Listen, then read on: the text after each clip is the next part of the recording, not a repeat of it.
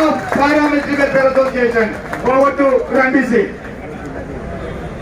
भारत माता की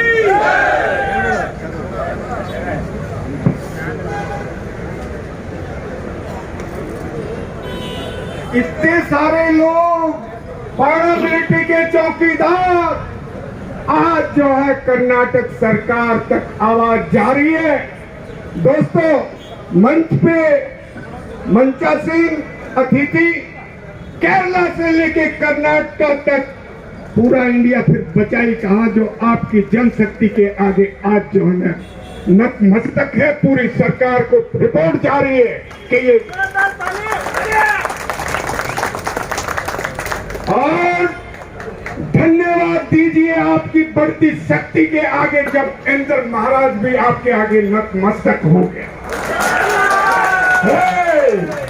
महाराज भी बोलेंगे इनके आगे, मैं नहीं बरसूंगा। इंद्र महाराज बोले भैया बचाओ, क्योंकि पारामिलिट्री के जवान जो आए दिन शहादत में भेदभाव आए दिन शहीद होते रहते हैं। आए दिन आज भी संसद को हमने बचाया ना। प्रधानमंत्री जी माननीय यशस्वी भी बोले, अरे सर आप चौकीदारों के बीच में जलेबी बांटते और ढिंडोरा पीटते हैं, 1 रैंक 1 पेंशन। सर जवानों की पेंशन नहीं, किसके लिए बंधन? We are on borders not in barracks. पूरी सरहद के चौक से बीएसएफ के जवान, आईटीबीपी के हिम्पी, एसएसबी के जवान कर रहे। सीआईएसएफ देश के पूरे industrial institution, airport, port, metro हम भी तो हैं। हमारी पहचान मिटा दी पहचान, क्योंकि हम पहले खाकी थे, अब कॉम्बैट हो गए। कॉम्बैट सब लोग सोचता सेना का जवान, कोई कहेगा भी ऐसा करेगा। हम घोर विरोध करते हैं सरकार का। अभी पार्लियामेंट में क्वेश्चन उठा कि सेना झंडा दिवस की तरफ पे अर्धसेना झंडा दिवस होना चाहिए कि नहीं होना चाहिए।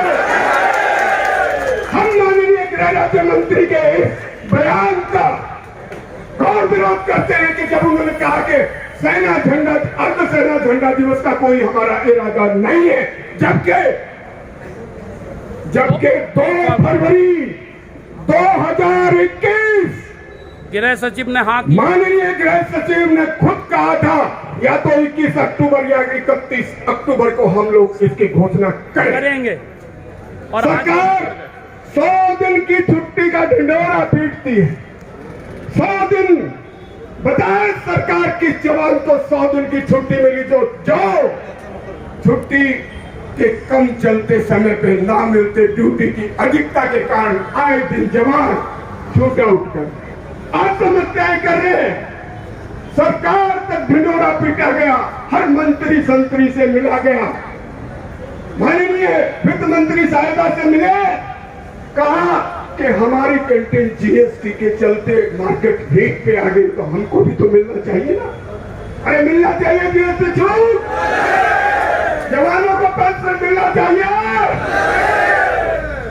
पुरानी पेंशन बहाली गले की हड्डी बनेगा।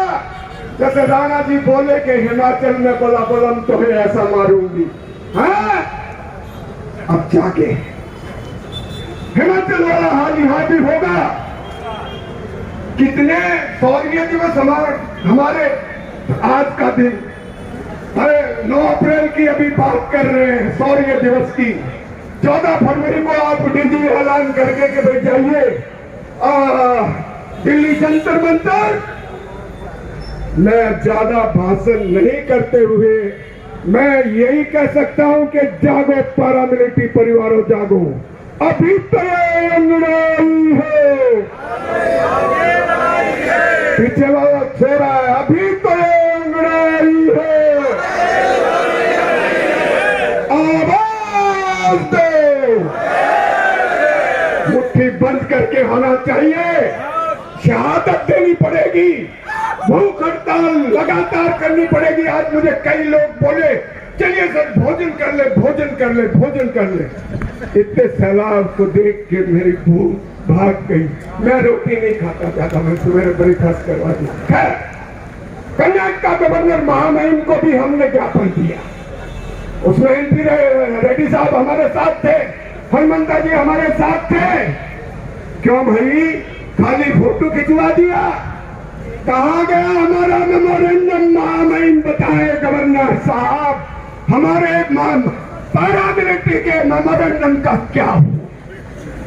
राष्ट्रपति तक गुहार लगाई जब हमने 3 सितंबर 2021 के मैंने कहा सर आप तो तीनों सेनाओं के सेनापति, तो ये अर्ध कुमारी हो, अर्ध नरेश्वर हो, अर्ध नगन हो, एक हम हो गए अर्ध सैनिक। हाँ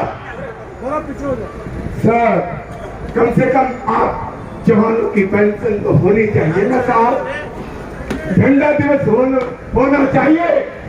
बहुत सारी बातें हैं, बहुत सारे गिले शिकवे हैं। लास्ट में मैं चाकू साहब मुझे समय दिए, बहुत बहुत धन्यवाद। सबसे बड़ी बात कि कर्नाटक के पूरे लोग एक झंडे के नीचे आए, एक हनुमंता एक हनुमंता। मैं उनको बिग सैल्यूट करता हूँ। मैं पूरी टीम को, कर्नाटक के जितने डिस्ट्रिक्ट हैं, और जो अगला जब धरना प्रदर्शन होगा, लगातार भूख हड़ताल करनी पड़ेगी। आने वाला 2023 का इलेक्शन नजदीक आ गया, बराबर हम लोग भूख हड़ताल करने का इरादा रखते हैं। आवाज दोस्तों, इतनी बड़ी भीड़ का प्यार मैं रखूंगा कहाँ? अदना सा सिपाही रातों की नींद नहीं आती, क्योंकि यही अर्ध आधा अधूरा सुधाएं ये तभी होगा जब आप जागेंगे। मैं पूरी कर्नाटक की टीम्स को, पूरे पैरामिलिट्री वेटरन्स को, केरल से लेके और कश्मीर तक के लोग आए हैं, सबको हम सैल्यूट और सलाम करते हैं। साहब आपने मुझे बहुत बहुत, और ये अभी किचन जारी है। 2024 में बहुत बड़ा धरना प्रदर्शन अभी कर्नाटक पूरे इंडिया के लिए, अन्य स्टेट के लिए एक एग्जाम्पल बन गए हैं। आप अपनी ताकत को पहचानिए। जय कर्नाटक, जय पैरामिलिट्री। मुझे बहुत, मैं चाकू साहब, मैं आपके सभी को, जितने भी लोग हैं, धन्यवाद दिल से। 12 राज्यों के राज्यपाल तक पहुंच चुके हैं रणबीर सिंह साहब। बाईपास करने के बाद, सर्जरी होने के बाद लद्दाख जाना कोई आसान काम है? बताइए आप। सर्विस के दौरान लद्दाख की जब पोस्टिंग आती है तो डर लगता है कि नहीं? ये वो बिरला व्यक्ति है, 5 दिन लद्दाख में वहां के राज्यपाल से मिलने के लिए पहुंच गए। और शिलोंग भी तो खतरनाक लगता है, 2 बार वहां के राज्यपाल साहब से मिले हैं। ऐसा कौन सा स्टेट है जहां दस्तक नहीं दी है?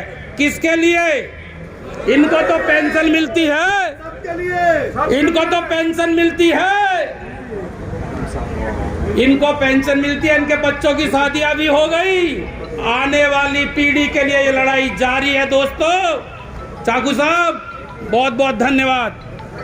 Thank you.